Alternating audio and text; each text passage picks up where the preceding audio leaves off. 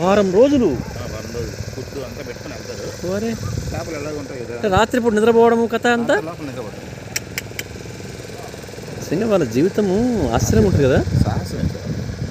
ఏంటది, మనం ఒక పూట ఎక్కడ పోతే ఆ రాత్రికి ఎట్లా ఉండాలనేది 100 సార్లు ఆలోచిస్తాం. అట్లా ఒకసారి నడి సముద్రంలోకి వెళ్ళి